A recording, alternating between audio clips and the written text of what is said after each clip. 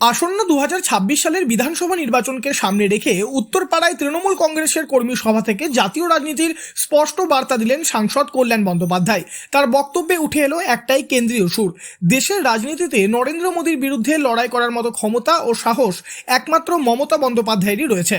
সভায় উপস্থিত কর্মী সমর্থকদের উদ্দেশ্যে তিনি বলেন, 2026 সালের নির্বাচন শুধু রাজ্যের ক্ষমতা দখলের লড়াই নয়, বরং 2029 সালের লোকসভা নির্বাচনের ভিত্তি গড়ার লড়াই। উত্তরপাড়ার মাটি থেকেই সেই লড়াইয়ের দামামা বাজাতে হবে বলে তিনি কর্মীদের আহ্বান জানান। কল্যাণ বন্দ্যোপাধ্যায় স্পষ্ট ভাষায় দাবি করেন, এই দেশে মোদীর সঙ্গে চোখে চোখ রেখে কথা বলার সাহস, লড়াই করার ক্ষমতা একমাত্র মমতা বন্দ্যোপাধ্যায়েরই রয়েছে, এর বাইরে আর কেউ নেই। তার এই মন্তব্য ঘিরে সভামঞ্চে উপস্থিত কর্মীদের মধ্যে ব্যাপক উৎসাহ লক্ষ্য করা যায়। এটাই হচ্ছে বড় কথা।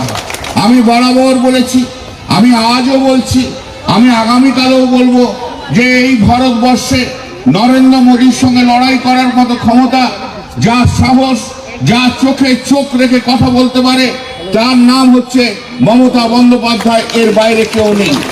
বক্তৃতায় কেন্দ্রীয় সরকারের বিরুদ্ধে একাধিক অভিযোগও তোলেন তিনি। তার দাবি, দেশে গণতান্ত্রিক কাঠামোকে দুর্বল করা হচ্ছে এবং বিভাজনের রাজনীতি চালানো হচ্ছে।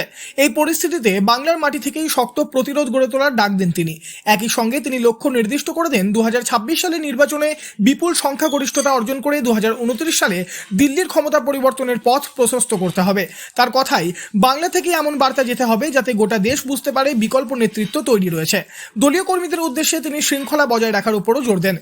অভ্যন্তরীণ মতভেদ ভুলে সংগঠিতভাবে কাজ করার আহ্বান জানিয়ে বলেন, একমাত্র ঐক্যবদ্ধ লড়াই তৃণমূল কংগ্রেসকে আরও শক্তিশালী করবে।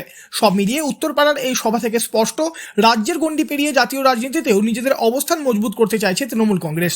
আর সেই লড়াইয়ের মুখ হিসেবে মমতা বন্দ্যোপাধ্যায়কেই তুলে ধরলেন কল্যাণ বন্দ্যোপাধ্যায়। হুগলি থেকে বনরিলাল চৌধুরী, লোকাল 18 বাংলা।